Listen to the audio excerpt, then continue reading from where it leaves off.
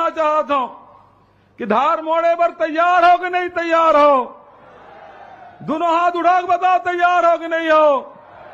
यदि आप 26 तारीख के पंजा में बटन दबाए, सोनिया जी के पंजा में, खड़गे जी के पंजा में, राहुल जी के पंजा में, प्रियंका जी के पंजा में, और बाद में पंजा निशान में बटन दबाओ।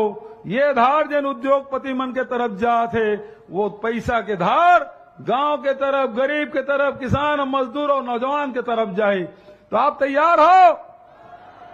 अब मैं अपन बात समाप्त करा था और आप सबसे निवेदन करा था कि मैं प्रियंका जी बुलाना चाहता हूं और तब तक के ताली और नारा चलते रहना चाहिए। प्रियंका गांधी जिंदाबाद, जिंदाबाद जिंदाबाद, प्रियंका गांधी जिंदाबाद, जिंदाबाद जिंदाबाद, प्रियंका गांधी जिंदाबाद, जिंदाबाद ताली जिंदाबाद। बजते रहना चाहिए प्रियंका जी के आगमन हो।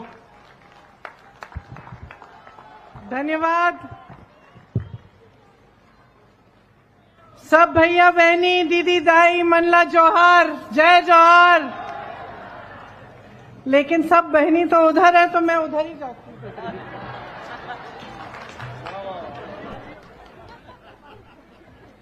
नहीं तो दिख नहीं रही थी ना वहां। भैया माफ करना, मैं बहनों के लिए यहां आ गई। सुनाई दे रहा है अच्छी तरह? बघेल जी बहुत बहुत धन्यवाद, आपने मेरा स्वागत किया। सचिन पायलट जी, दीपक बैद जी, दलेश्वर साहू जी, भोलाराम साहू जी, श्रीमती इंदिरा शाह मंडावी जी, यशोदा वर्मा जी, हर्षिता स्वामी बघेल जी, भगवत साहू जी, कुलबीर सिंह चब्बा जी, अनिल मनिकपुरी जी, कवासी लखमा जी और मंच पर विराजमान सभी नेतागण, सभी पार्टी के पदाधिकारी, सभी बहनें, सभी भाई, आपका इस सभा में बहुत बहुत स्वागत। बहुत गर्मी है आज। मैंने सुना कि शादी का भी समय है, बहुत शादियां भी हैं, फिर भी आप सब यहाँ आए हैं मेरी बातों को सुनने के लिए। इसके लिए मैं आपकी बहुत बहुत आभारी हूं। देखिए, आपकी जो ये धरती है, एक बहुत खास धरती है। आपकी मेहनत से बनी है। आपने छत्तीसगढ़ को अपनी मेहनत से, अपनी खेती किसानी से, अपनी मजदूरी से, अपनी कामयाबी से ही एक कामयाब प्रदेश बनाया। आप जानते ही हैं कि आपके प्रदेश में कांग्रेस की सरकार थी। बघेल जी आपके मुख्यमंत्री रहे। 5 सालों के लिए आपने उनमें भरोसा किया और उन 5 सालों में आपने खुद देखा कि एक प्रदेश के लिए कितना काम हो सकता है। शायद चुनाव के समय, जब प्रदेश का चुनाव था, उस समय शायद आपको पूरा यकीन नहीं था इस बात का, या आपने गहराई से इस बात के बारे में सोचा नहीं होगा। लेकिन मैं जानती हूं कि आज जब आपके प्रदेश में भाजपा की सरकार है, इस बात को गहराई में आप बहुत अच्छी तरह समझ गए हैं कि आपके लिए कांग्रेस की सरकार ने क्या क्या किया। आपको याद होगा कि कांग्रेस के राज में आपसे धान 2500 रुपए में खरीदा जाता था। आपको याद है? किसानों का कर्जा माफ हुआ। भूमिहीनों को सालाना 7000 रुपए मिलते थे। गोबर की खरीद होती थी। बिजली का बिल आधा किया गया था। हर परिवार को 35 किलो राशन मिलता था, चावल मिलती थी। आदिवासियों को, आपको जमीन वापस मिली। कई ऐसे परिवार हैं जिनको पट्टा मिला। तेंदुपत्ता का सर्वाधिक दाम हुआ होता था और आंगनबाड़ी और मितानिन बहनों को का मानदेय बढ़ाया गया था। आपके स्वाभिमान की रक्षा की गई थी। आपको याद है ये सब बातें कि नहीं?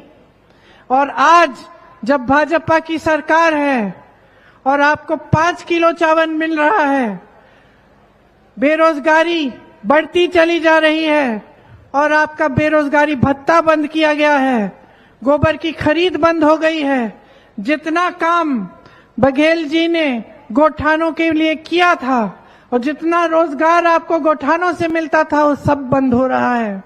वर्मी कंपोस्ट बंद हो रहा है, भूमिहीनों को पैसा मिलना बंद हो रहा है। तो आज आपको पूरी तरह से यह एहसास होगा कि जब कांग्रेस की सरकार थी तो आपकी क्या परिस्थिति थी और जब भाजपा की सरकार है तो आपकी क्या परिस्थिति है।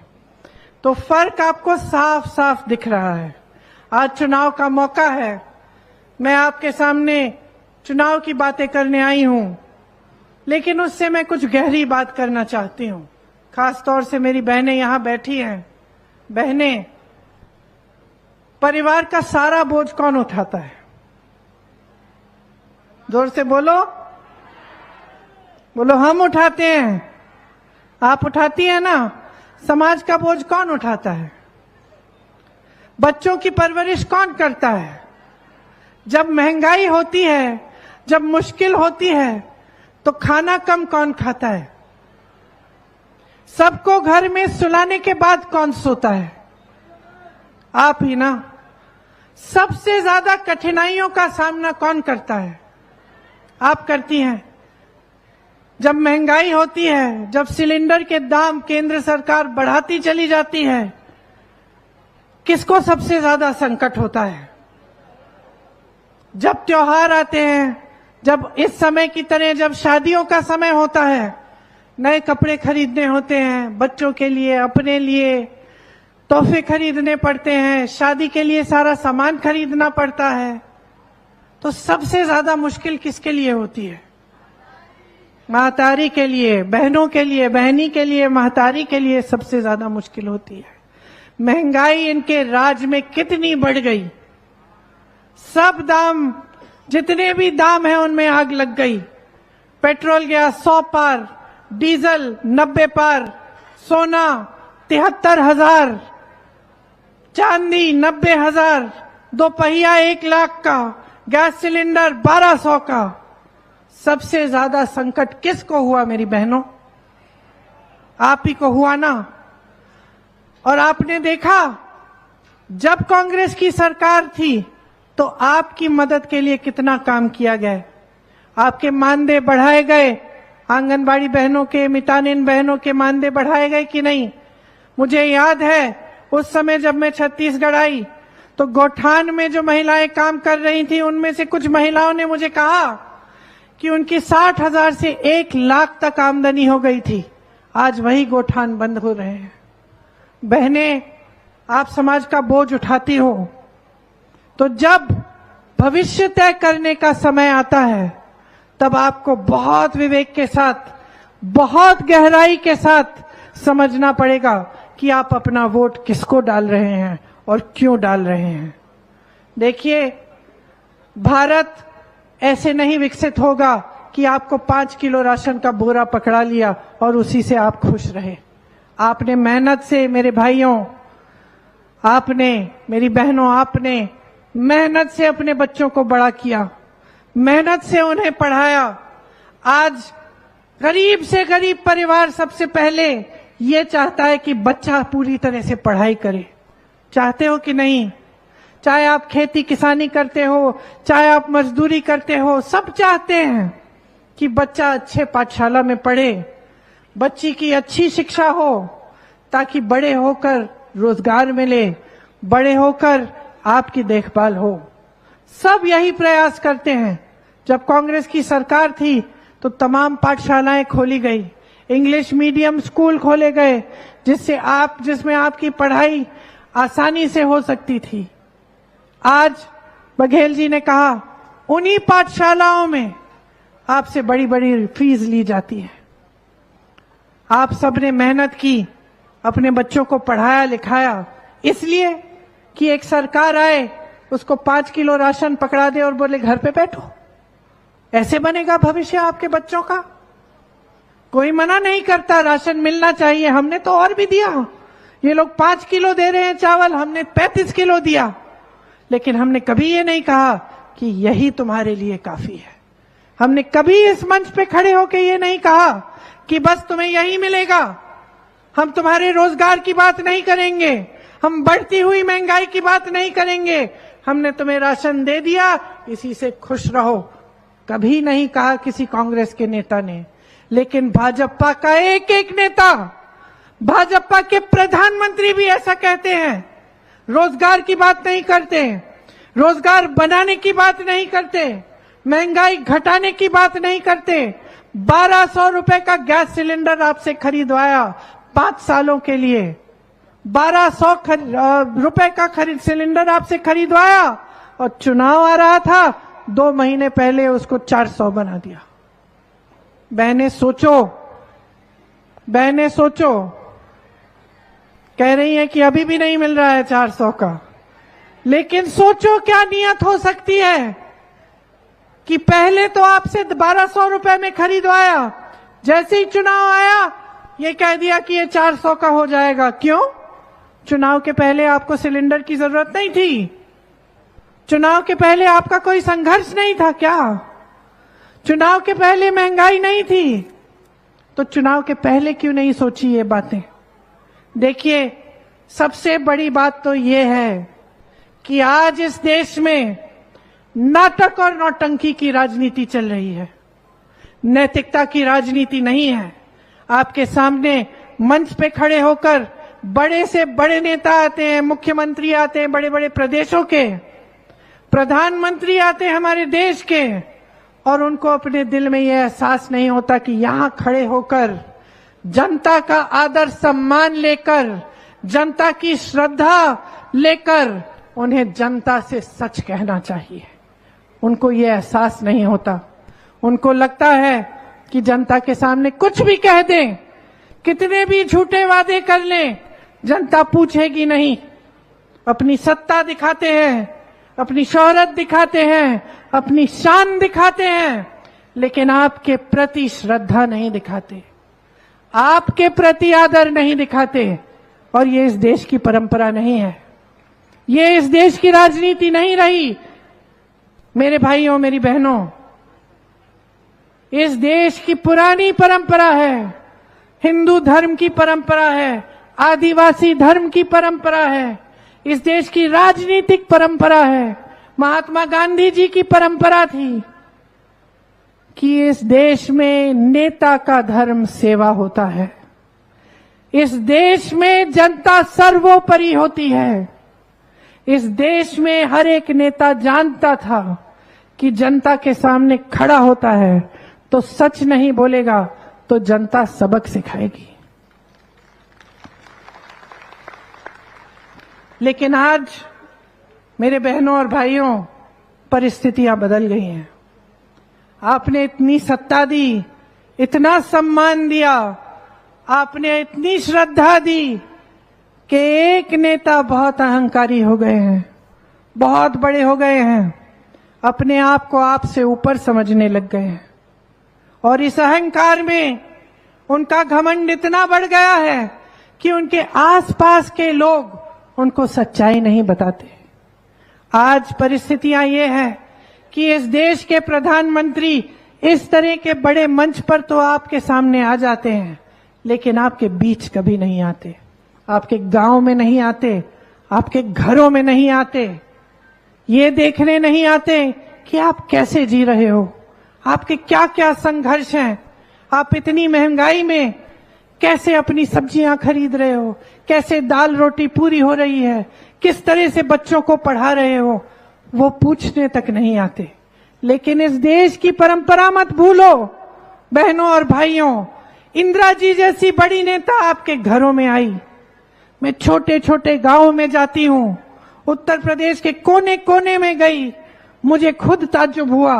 कोने कोने में जाकर किसी छोटे गांव में मैंने खीर खाई और वहां की एक बूढ़ी महिला ने कहा, जानती हो ये खीर मैंने तुम्हारी दादी को भी खिलाई थी, वो भी यहाँ आई थी उस समय जब कोई हेलीकॉप्टर उड़कर वहां नहीं जाता था, जब कोई हवाई अड्डा नहीं होता था वहां के पास, गाड़ी में, पैदल, टांगे में, हाथी पे बैठ के गांव गांव तक पहुंचती थी।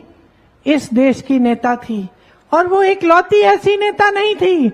इस देश का हर नेता जानता था कि देश की जनता के प्रति श्रद्धा के बिना कोई सत्ता नहीं मिलने वाली और ये देश आगे बढ़ने नहीं वाला। लेकिन आज जैसे मैंने कहा, ये परिस्थितियां बदल गई हैं। महंगाई बढ़ रही है, प्रधानमंत्री जी को मालूम ही नहीं है। अगर मालूम होता तो आपके सामने जब आते तो क्या महंगाई की बात नहीं करते? क्या ये बात नहीं करते?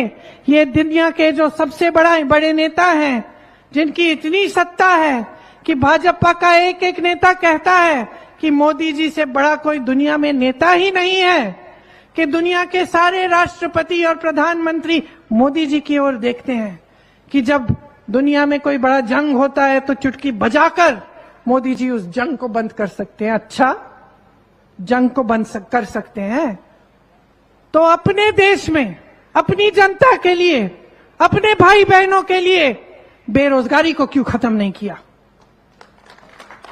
इतने बड़े नेता हैं, इतनी सत्ता है, 10 सालों से किसी ने तुम्हारी सत्ता पे उंगली नहीं उठाई, किसी ने तुमसे सवाल नहीं पूछा, सारी मीडिया तुम्हारे सामने झुक गई, पूरा देश तुम्हारे सामने झुकता है, लेकिन तुमने 10 सालों में महंगाई कम क्यों नहीं की?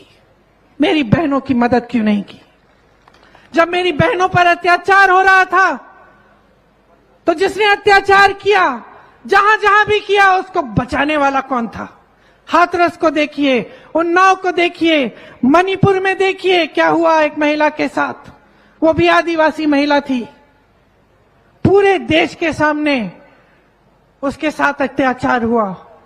मोदी जी ने क्या किया? अपना मुंह फेर लिया, आंखें मूंद ली, और जहां जहां महिलाओं के साथ अत्याचार हो रहा है, चाहे उत्तराखंड में हो, चाहे उत्तर प्रदेश में हो, चाहे हरियाणा में हो, चाहे हमारी ओलंपिक मेडलिस्ट के साथ ना हो, इस सरकार ने, नरेंद्र मोदी जी की सरकार ने अत्याचारों को बचाया है। उन्होंने उनको बचाया है जिन्होंने किसानों को अपनी जीप के पहिए के नीचे कुचला, किसानों को नहीं बचाया। उन्होंने उनके कर्ज माफ किए, 16 लाख करोड़ रुपए के कर्ज, जो बड़े बड़े उद्योगपति इनके दोस्त हैं, लेकिन किसानों के कर्ज माफ नहीं किए। जब गन्ने का बकाया था 15,000 करोड़, तब उन्होंने नए संसद के लिए 20,000 करोड़ खर्च लिए, लेकिन गन्ने का बकाया नहीं दिया उत्तर प्रदेश के किसान को। जब किसान रो रहा था, आंदोलन कर रहा था, तो प्रधानमंत्री जी अपने घर से बाहर नहीं निकले।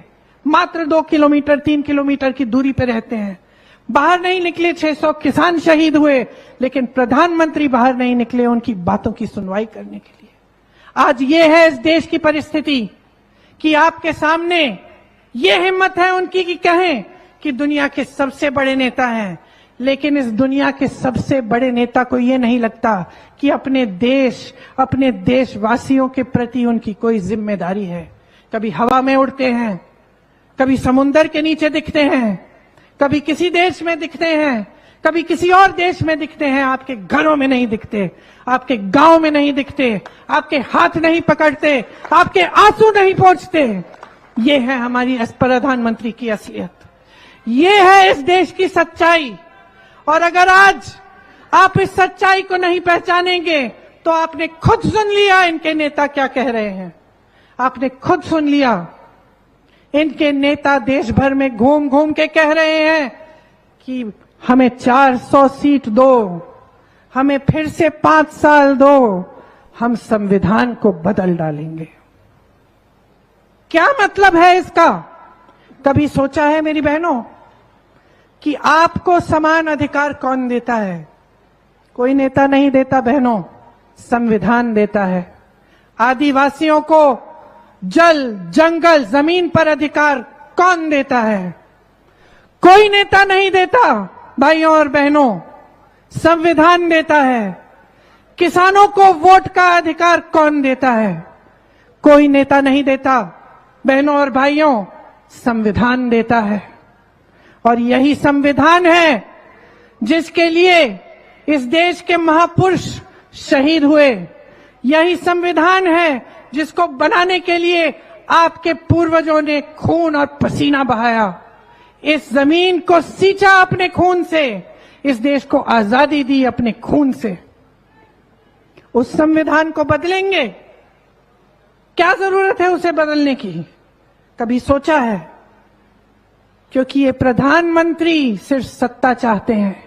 ये चाहते हैं कि पब्लिक का अधिकार, कि जनता का अधिकार कमजोर हो। ये चाहते हैं कि आपकी भागीदारी इस देश के लोकतंत्र में कमजोर हो जाए। ये चाहते हैं कि आज जो आरक्षण मिल रहे हैं ये कमजोर हो जाए। ये चाहते हैं कि दलितों, पिछड़ों, आदिवासियों को बचाने के लिए जो कानून इस देश में लागू हैं वो कमजोर हो जाएं। ये है भविष्य जो आने वाला है। इसको गहराई से समझिए। बहनों और भाइयों, आपने बहुत देख लिया है। मेरे किसान भाई बैठे हैं, कितना जूझोगे? पूछना चाहती हूं आपसे, कितना सहोगे? जितना सामान आप खेती के लिए इस्तेमाल करते हो उस पे जीएसटी डाल डाल के उसको महंगा कर डाला। खेती से रोजगार मिलता था, खेती से आमदनी बनती थी, खेती से किसान मजबूत बनता था। आज क्या हालात है? आज हालात ये है कि देश भर में खेती से कमाई होनी बंद हो गई है। कौन कमा रहा है उपज से? अडानी कमा रहे हैं उपज से, बड़े बड़े उद्योगपति कमा रहे हैं। मैं हिमाचल में, मेरा घर है, हिमाचल के किसानों से पूछो, सेब की उपज होती थी, दाम किसान तय करता था, आज दाम अडानी तय कर रहे हैं। आज प्रधानमंत्री जी ने अपने बड़े बड़े उद्योगपति मित्रों को इस देश की सारी संपत्ति सौंप दी है।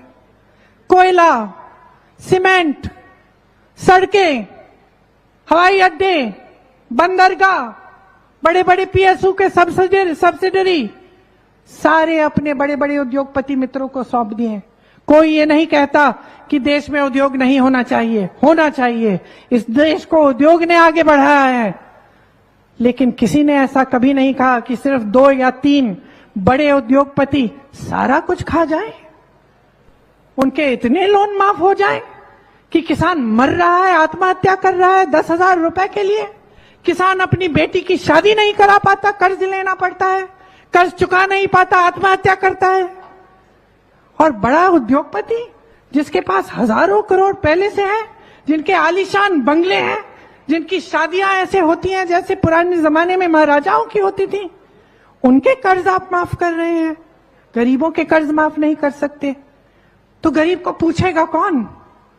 किसान के बेटे को पूछेगा कौन? मजदूर के बेटे को पूछेगा कौन? मेरी बहनें, आपकी बेटियों को पूछेगा कौन? अगर यही चलता चले जाएगा तो इस देश के भविष्य में सिर्फ यही होगा कि जितने बड़े बड़े उद्योगपति हैं, और वो भी सिर्फ जो प्रधानमंत्री जी के मित्र हैं, वो आगे बढ़ते चले जाएंगे और आप पीछे इस दलदल और खाई में हमेशा रहेंगे। यही है आज इस देश की असलियत।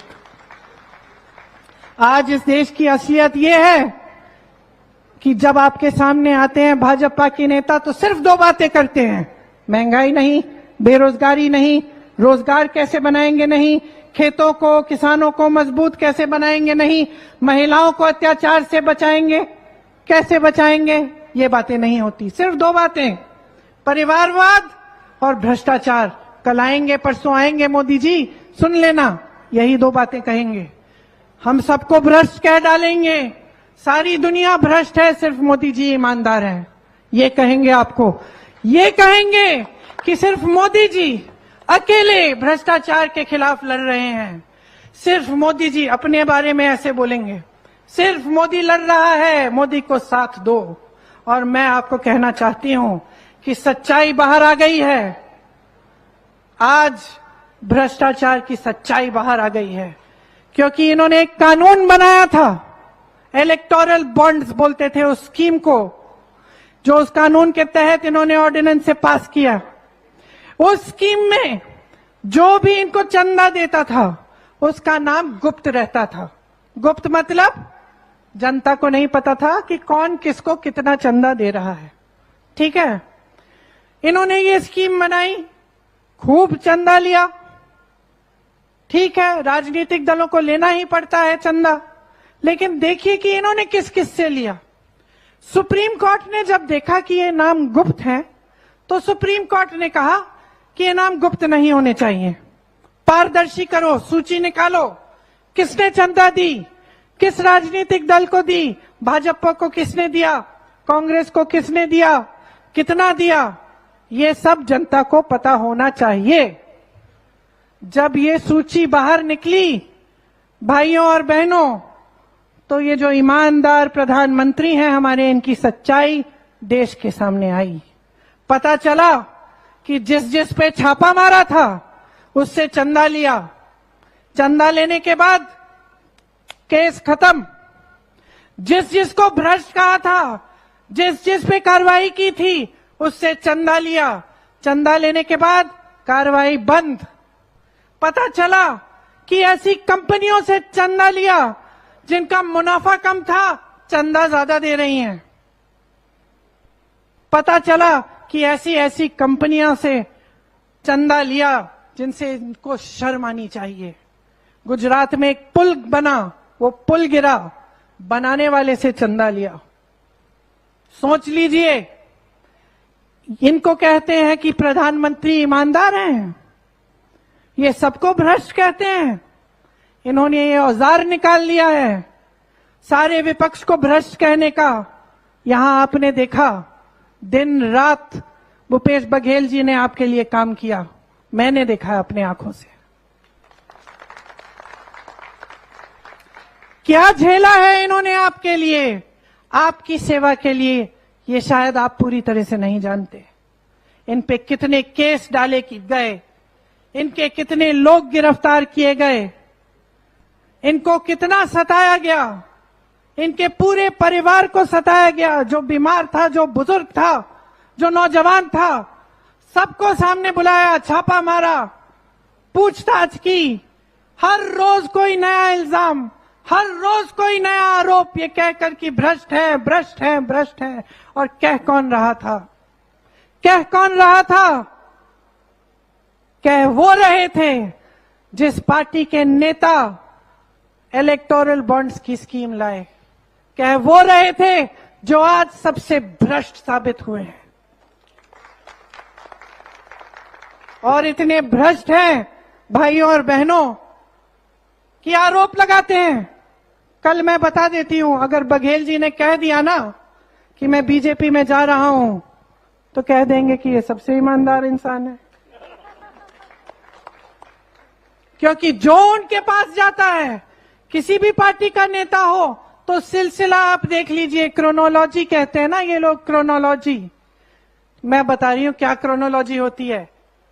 वो देखते हैं कि एक नेता अच्छा काम कर रहा है, किसी दूसरी दल पार्टी में है, विपक्ष में है, देखते हैं कि ये सक्षम नेता है, उस पे आरोप डालते हैं, आरोप डालते हैं, कहते हैं भ्रष्ट है, केस डालते हैं, छापे मारते हैं, तंग करते हैं पूरे परिवार को, उनको दबाव डालते हैं कि तुम बीजेपी में शामिल हो जाओ, भाजपा में। वो बेचारा दबाव में आ जाता है, शामिल हो जाता है। जैसे ही शामिल हो जाता है, सारे केस खत्म, धुल जाता है, पाक हो जाता है। और वही परिवारवाद की बातें कहते हैं कि हम सिर्फ अपने परिवारों को देखते हैं। अच्छा, तो जितने भी बेटे बेटियां, चाची चाचियां, जो भी हैं राजनीतिक परिवारों के, जो भी इनकी पार्टी में शामिल होना चाहता है, वो खोल ऐसे हाथ खोल के उनका इंतजार करते हैं, बुलाते हैं उनको, आइए। आज मैं दावे के साथ कह सकती हूं कि कांग्रेस में हो ना हो, लेकिन सबसे ज्यादा परिवारों के बेटे बेटियां, रिश्तेदार आज भाजपा में है। सच्चाई ये है बहनों और भाइयों, सच्चाई ये है कि अगर आप इस देश की राजनीति को बदलेंगे नहीं, आप आज ये नहीं समझेंगे कि जो नेता आपके सामने आता है वो आपकी समस्याओं को सुलझाने की बात करे, अगर आप मजबूर नहीं करोगे नेताओं को, अगर आप राजनीतिक दलों को मजबूर नहीं करोगे कि आपकी बातों पे चुनाव लड़ा जाए, कि आपके मसलों पे चुनाव लड़ा जाए, तब आपका भविष्य उज्जवल नहीं हो सकता। इसीलिए मैं आपको कहना चाहती हूं कि कांग्रेस पार्टी कुछ गारंटी लाई है इस चुनाव में। हर गरीब बहन को, जो सबसे बड़ी गरीब महिला है एक परिवार में, उसको सालाना 1 लाख रुपए की स्कीम हम लाएंगे। 25 लाख तक स्वास्थ्य के लिए आपका इंतजाम होगा, आपका इलाज होगा। 25 लाख रुपए तक मुफ्त में होगा। सरकारी नौकरियों में 50% मतलब आधी नौकरियां महिलाओं को जाएंगी। आशा, आंगनवाड़ी और मितानिन बहनों का मानदेय केंद्र में मानदेय का एक हिस्सा होता है केंद्र का, उसको बढ़ाया जाएगा। बेरोजगारी को खत्म करने के लिए कांग्रेस छोटे और मध्यम कारोबारों को मजबूत बनाएगी, खेती किसानी को मजबूत बनाएगी। जो 30 लाख आज रोजगार केंद्र सरकार में खाली हैं, उनको कांग्रेस भरवाएगी। इसकी हम गारंटी देते हैं आपको। ये जो अग्निवीर का प्रोग्राम है, जिसमें आप सेना में मात्र 5 सालों के लिए जा सकते हैं, उसके बाद आपका क्या होगा किसी को नहीं मालूम, इसको हम रद्द करेंगे। 5,000 करोड़ रुपए का फंड बनाएंगे, जिससे नौजवान जब अपना छोटा छोटा कारोबार शुरू करना चाहता है, उसकी मदद हो। स्नातक पास बच्चों को 1 लाख रुपए सालाना मिलेगा जब तक उनको नौकरी नहीं मिलेगी। और एक अप्रेंटिसशिप का प्रोग्राम बनाएंगे, जिससे जब आप पास होते हो उसके बाद आपको 1 साल के लिए एक नौकरी मिलेगी, जहां से आपको आमदनी मिल पाए, जब तक आपको कोई और नौकरी ना मिल पाए। शिक्षा का लोन माफ होगा और शहरों में न्यूनतम रोजगार की गारंटी आपको मिलेगी। मेरे किसान भाइयों के लिए एमएसपी एक कानून बनेगा। और जो आपकी यहाँ की उपज है, आप जानते हैं कि जब हमारी प्रदेश सरकार थी तो उसके लिए भी हमने एमएसपी लाने का प्रयास किया, और हम कहते थे अगर फिर से सरकार आएगी तो आपके वन उपजों पर भी एमएसपी हम लागू करेंगे। तो एमएसपी को कानून बनाएंगे, और जब आपके फसल का नुकसान होता है तो 30 दिनों के अंदर उसका भुगतान आपको पूरा मिलेगा।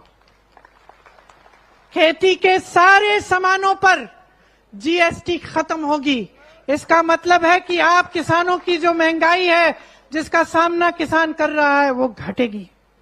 भूमिहीनों को जमीन दी जाएगी और न्यूनतम मजदूरी को 400 रुपए तक न्यूनतम आपको मजदूरी मिलेगी। देखिए, हम चाहते हैं कि हमारे आदिवासी भाई बहन, हमारे दलित भाई बहन और भी मजबूत बने। इसके लिए एससी एसटी सब प्लान हम लागू करना चाहते हैं। विशेष बजट जारी करना चाहते हैं सिर्फ आदिवासियों और दलित बहन भाइयों के लिए। वन अधिकार का जो कानून है, उसमें जो पट्टे मिलते थे, उन पट्टों का जो फैसला है वो हम 1 साल के अंदर अंदर करके आपको दिखाएंगे। जहां आदिवासियों की जनसंख्या ज्यादा है, वहां उन क्षेत्र को हम अनुसूचित क्षेत्र घोषित करेंगे। देखिए, ये सब काम हम आपके लिए करना चाहते हैं। जैसे मैंने कहा, 2 बड़े मसले हैं आपके सामने। एक कि भारतीय राजनीति आपके लिए, आपकी सेवा के लिए और आपके समस्याओं को सुलझाने के लिए ही हो। आपको ये समझना पड़ेगा कि जब तक आप देश की राजनीति को ये दिशा नहीं देंगे, तब तक ऐसी राजनीति उभरती रहेगी जो चुनाव के समय धर्म के आधार पर, जाति के आधार पर आपके जज्बातों का इस्तेमाल करेगी, और आपके जज्बातों को इस्तेमाल करके सिर्फ अहंकारी नेता आगे बढ़ेंगे, आप पीछे रहेंगे। तो सबसे पहला मुद्दा ये, शुरू से मैं यही कह रही हूं कि आपको राजनीति को बदलना है और एक ऐसी राजनीति वापस लानी है इस देश में जिसका नेता सादगी से रहे, आपकी समस्याओं को सुलझाने का काम करे, आपके बीच आए और आपको सुविधा देने का काम करे। दूसरी बात कि ये जो सब बातें हो रही हैं संविधान बदलने की, 400 पार की, और ऐसे नेताओं की कि खुद सक्षम होते रहें, बड़े बड़े उद्योगपतियों को सारी संपत्ति देते रहें और आपको पीछे छोड़े, ये राजनीति समाप्त होनी चाहिए। तो ये बड़े बड़े 2 मुद्दे हैं। मेरी पूरी आशा है, उम्मीद है कि आप मेरी बातों को जिस तरह ध्यान से आप सुन रहे हैं, उसी तरह से आप इनको याद करेंगे जिस दिन आप वोट देंगे, और भूपेश बघेल जी को आप विजयी बनाएंगे, क्योंकि भूपेश बघेल जी ने हमेशा आपकी सेवा की है। वो समझते हैं इन बातों को, वो किसान के बेटे खुद हैं, तो वो समझते हैं आपके संघर्ष को। आप ही के संघर्ष से उठकर उभर कर आए हैं, तभी नेता बने हैं। इनके दिल में आपके लिए पूरी श्रद्धा है और उस श्रद्धा के तहत वे हमेशा आजीवन आपकी सेवा करेंगे। आपको बहुत बहुत धन्यवाद। बहुत ध्यान से आपने मेरी लंबी बातों को सुना। जय हिंद।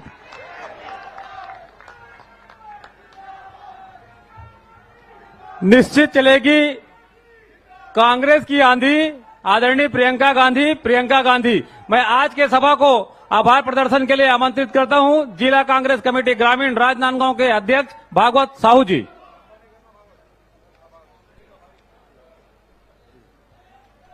प्रियंका गांधी, भूपेश बघेल, आज संस्कार धानी राजनांदगांव के धरती में हमारे बीच हमन प्रियंका गांधी ला पाके बहुत गदगद महसूस करत हन। और आपके आगमन से हमारे पूरे क्षेत्र के जनमानस मन बहुत उत्साहित है। और आप मन समय निकाल के हमारी चुनावी सभा ला संबोधित करे वाला हो, तो लिए मैं बहुत बहुत आभार करत हूँ। बोलो भारत माता की।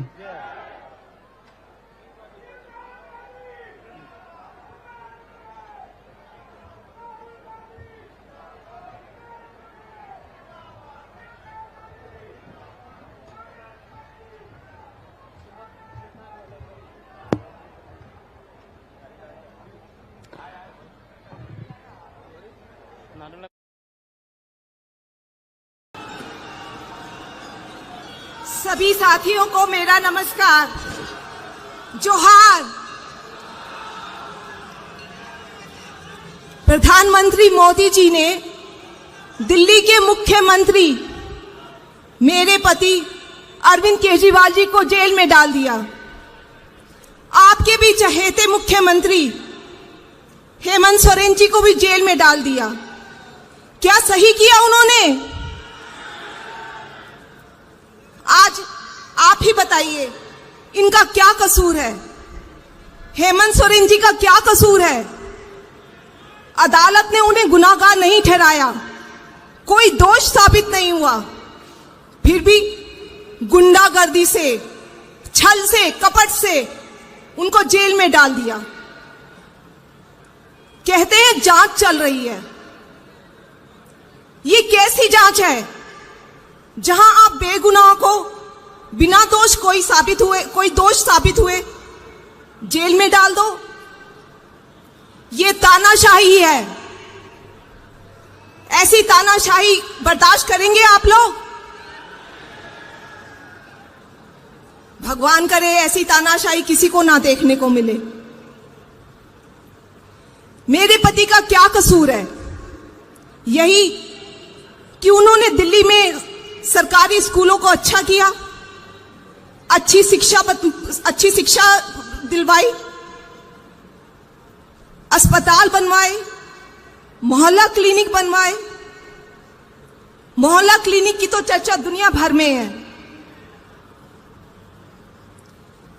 देशभक्ति कूट कूट कर भरी है अरविंद जी में।